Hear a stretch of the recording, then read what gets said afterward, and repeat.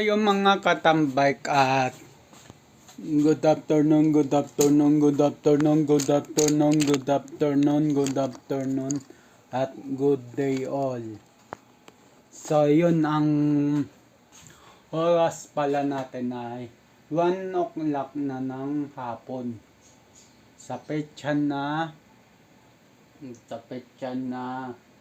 ano, December 17, 2035. So, ayun mga katambay, i-charge ko pala tong si Queen, yung e-bike ng mother ko. So, ayun, i-charge ko na siya.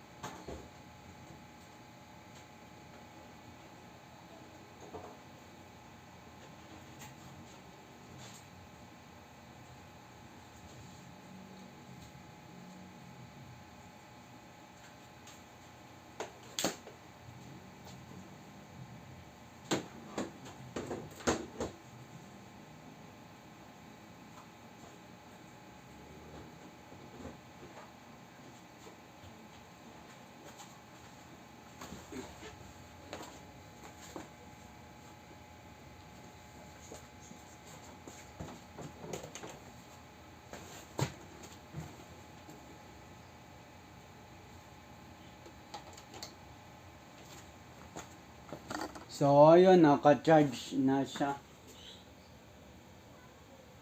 Yun, naka-charge na siya. So, ayun, at kakain na ako. Pero, itatabi ko muna yung susi ng e-bike bago ako kumain. Yan.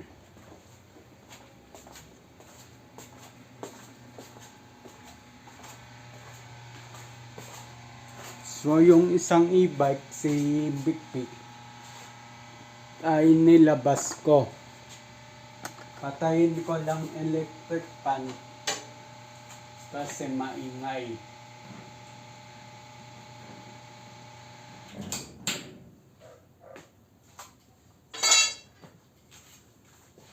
So, sandok lang ako ng aking kanin.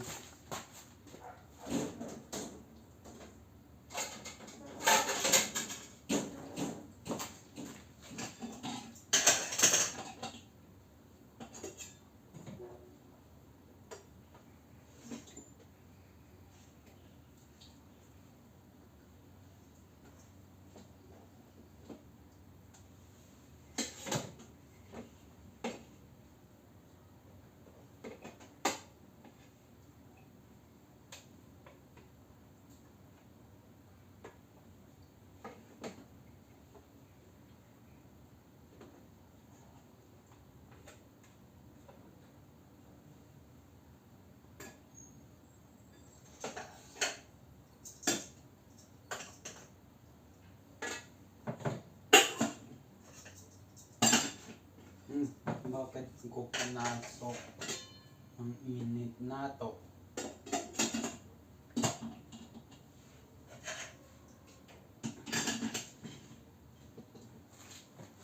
So yun, at kakain na ako.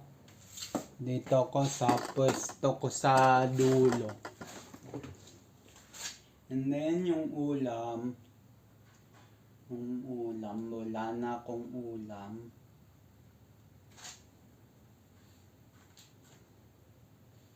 Delata.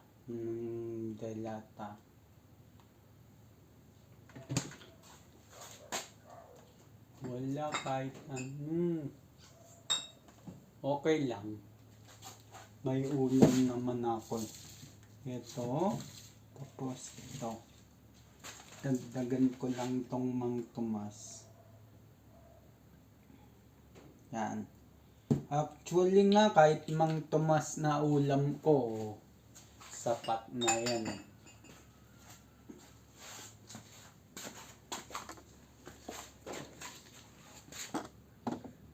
Kahit Mang Tomas ang ulam ko, ox na yan. Ox na. Pero mas masarap kung may ulam pa rin.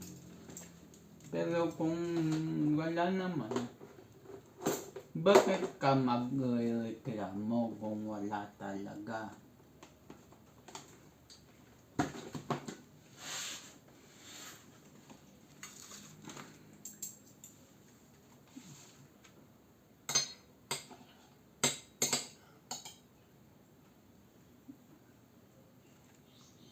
Dati nga nung bata ako, ito yung inuulam namin kundi ketchup, Mang Tomas. Malapot pa yung ketchup, Mang Tomas noon. Malapot pa. Inuulam namin yan, binabago namin yan sa kanin, tapos mix. Yun na. Yun ang pagkain namin, lalo na ako. Sa ketchup, ganun din. Pag walang ulam, itap sa kanin na mainit and then mix. Okay na. May kakainin ka na.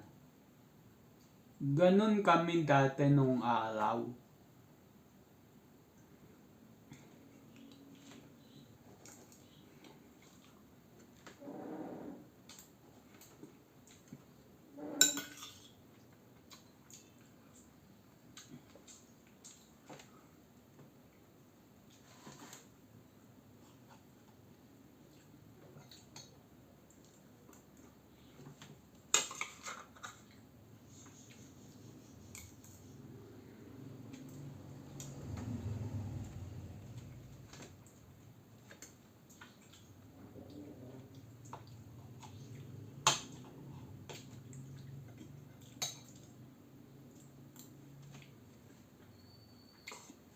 Lalo na ako. Hindi ako maselan sa pagkain.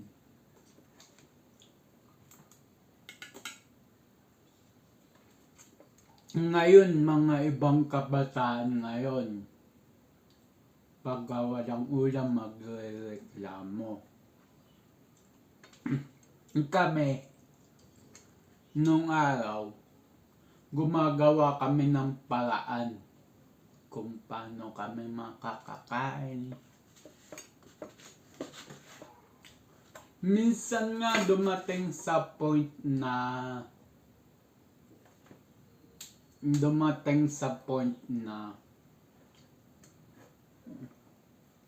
yung kanin budbud ng konting asin tapos usik ng tubig.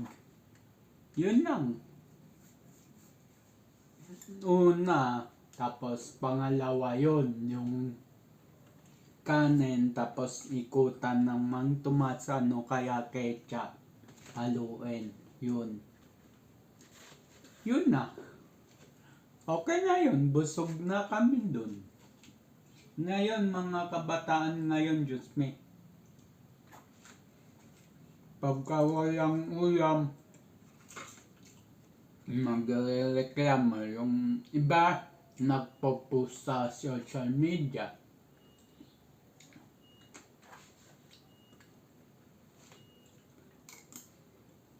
Magpapaawa effect. Pero kami nung araw,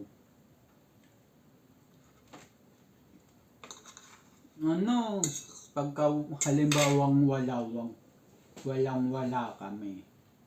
Yun lang.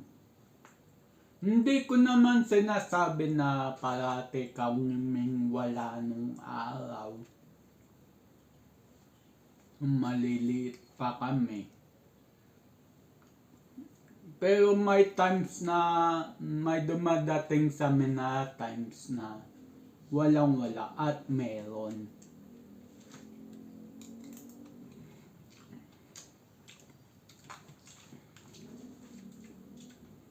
Naranasan namin yan.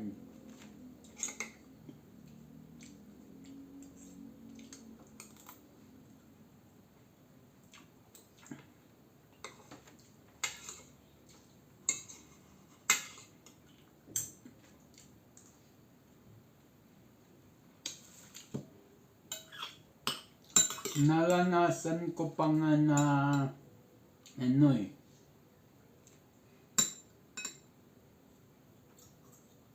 about sa cellphone nung bata ko. Kwento ko lang din nung bata ko. Binigyan ako ng cellphone ng tatay ko. Nokia 3310. Yung unang 3310 ng 2002. 2001 ba yun o 2002 na 3310 na Nokia? Yung mabigat, yung pwedeng pamato. Yun ang sabi nila, pwedeng pamato dahil sa bigat, dahil sa tibay. Natandaan ko, maliit ako, parang 3 oras ko lang yata nahawakan cellphone na yun, tapos wala kong kaalam-alaw, wala kong kaabog-abog na binenta. Hindi ko pa alam na binenta, sabi sa akin papagandahin daw, i-restore. Nung tumagal-tagal na, nawala na yung tampo ko, doon na sinabi sa akin, todo iyak talaga ako nun. So hindi ko alam kung bakit. Pero siguro may rason naman kung bakit. Ang nasa isip ko that time na yun is para sa pagkain namin. Kaya binenta yung cellphone ko.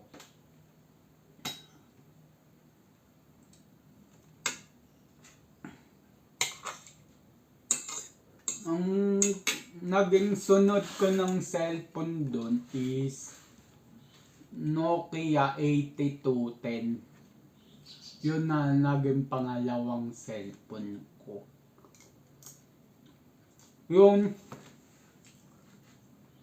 hindi na ako pumayag na ibenta yun. Tsaka nakakaluwag-luwag na kami yun. Hanggang sa masira na yang siya sa akin, hindi ko binenta. Minsan nga, kalahati na lang yung LCD, ginagamit ko pa eh. Sira yung keypad, ginagamit ko pa at ginagamitan ko ng stick para maka-text. Ganon.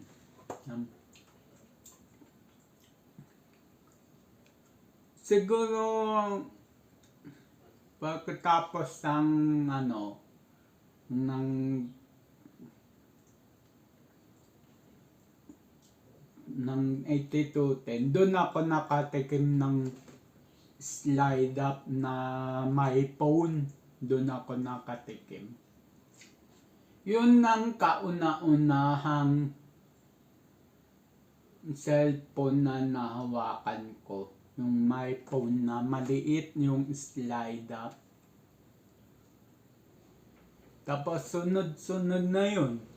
Mga touchscreen, Android. Nag-Android lang ako pero never ako nag-iPhone sa tala ng buhay ko. Never. Hindi ko man na matandaan kung ano pa ng mga naging cellphone ko. sa dami.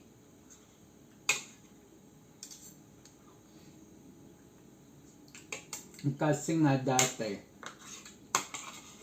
ilang beses na ako nadudukutan ng cellphone.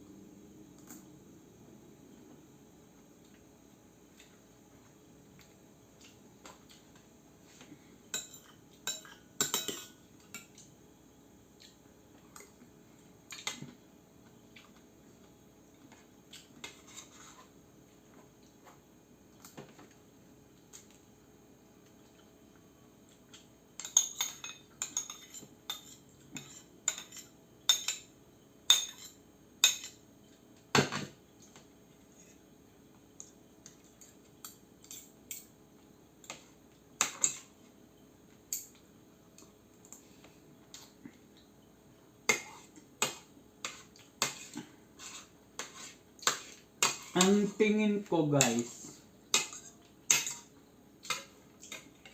ito lang, lalo na sa mga kabataan ngayon. Kung may dumating sa times nyo na walang-wala kayo, wala kayong maulam, halimbawa, huwag na kayo magreklamo. Huwag na. Kasi I'm sure yung mga magulang nyo dati nung mga bata pa sila, wala din maulam yan. Dahil nga sa hirap ng buhay.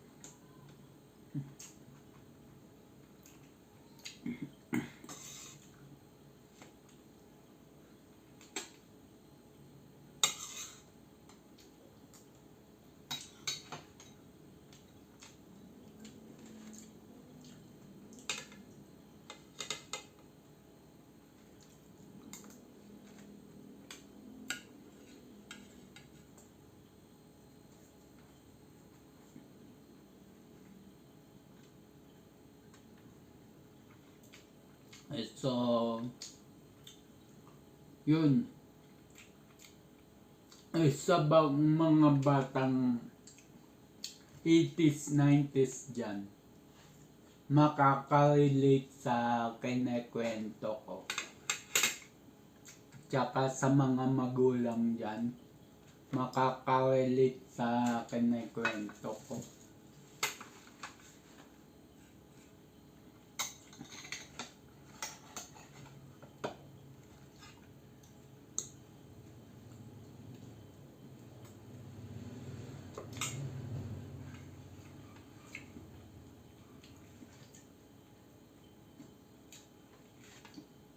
Although nabuhay ako sa mundo na to, 92.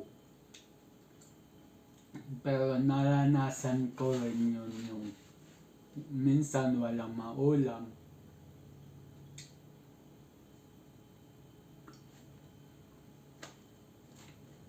Pero pasalamat na ngayon na may maulam na masasarap.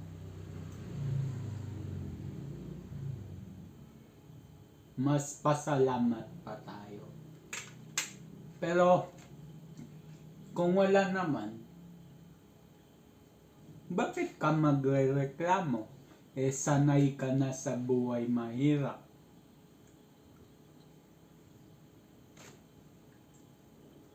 Kaya sa mga kabataan dyan, sa mga Gen Z dyan, kapag kayo dumating sa punto na taghirap kayo at walang-wala kayo miski maiulam, huwag na kayong magreklamo kung ano man ihain sa inyo ng mga magulang nyo. Kasi Yung magulang, ginagawa nila lahat yan para maayos ang pagkain nyo. Kung walang-wala naman, bakit ba kayo magrereklamo? Gumawa na lang din kayo ng paraan. Katulad ko, lumaki ko sa minsan wala, minsan meron. Pagka wala, gumagawa ko ng paraan, kakainin ko. So, yun. Tapos na ako kumain, ubusin ko lang tong Mang Tomas. Ang sarap kasi. Pero hindi siya katulad ng Mang Tomas ng araw na medyo malapot pa. Ito kasi malamnaw na.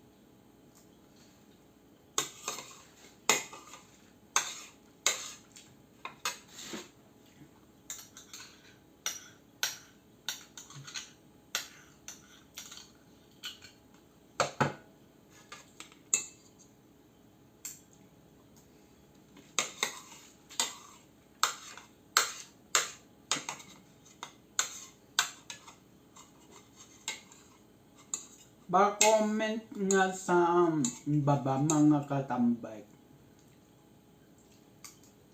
Kung nakaranas din ba kayo ng walang ulam, nag-DIY na lang kayo para mabusog lang kayo.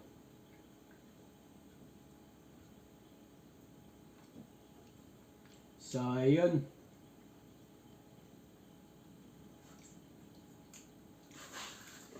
At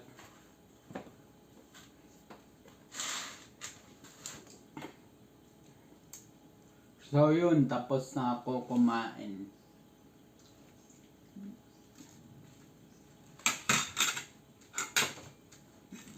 So simutin ko lang tong 2 pirasong noodles. Tsaka yun pala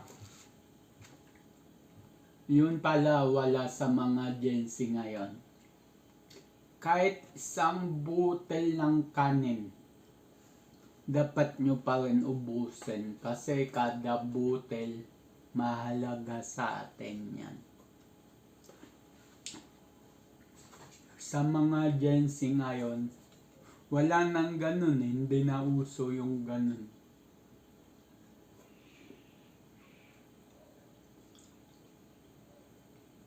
Sa mga noodles na natira sa Mibla,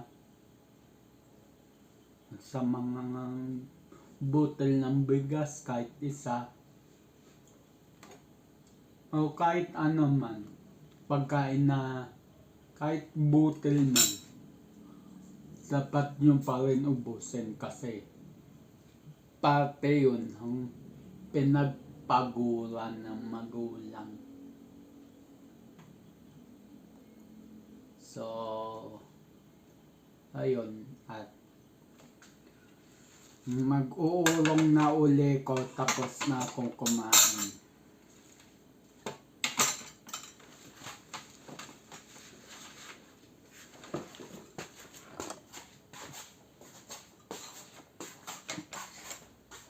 Kaya ako mga katambay, pagka kumakain ako, ubos kong ubos talaga, simot kong simot.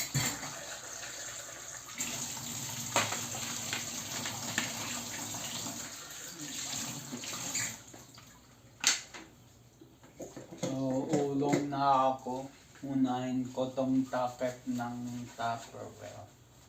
Pati yung mismong Tupperware, unahin ko na.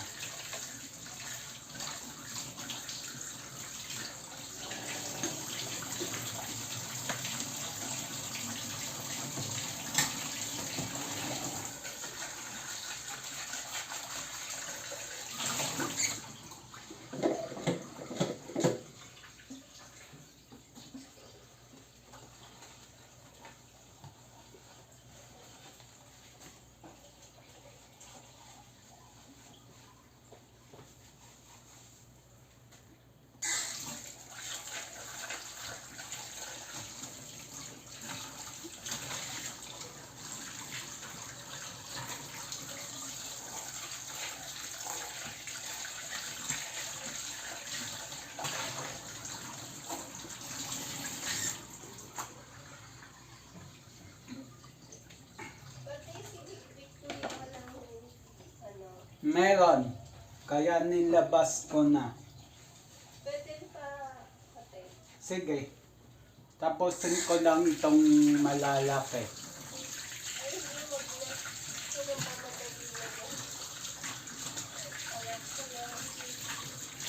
Ha? huwag na, sige na. Mamadali kasi kung gusto mo pa yan. Wala, maliit na ako. Sige.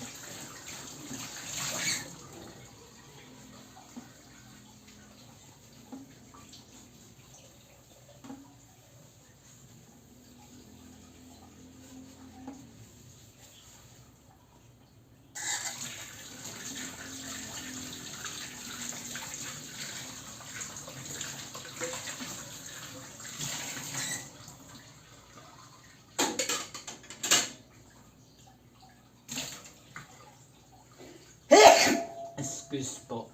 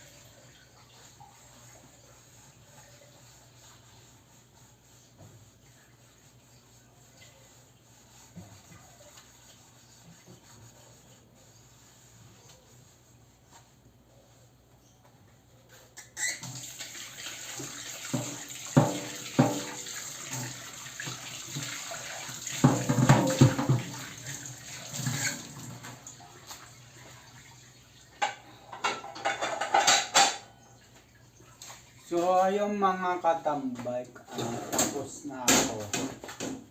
So, ayun. So, ayun mga katambay, at dito na rin ako magpapaalam. Ang oras natin ay 1:35 na ng hapon. Sa petsa na December 17, 2025 at Wednesday. So yun, abang na lang sa next vlog, next upload. Just always keep safe, God bless, and then bye bye. Matthew 21 verse 22, pray, believe, receive, at Luke 18 verse 1, always pray and never give up. So ayun, at bye.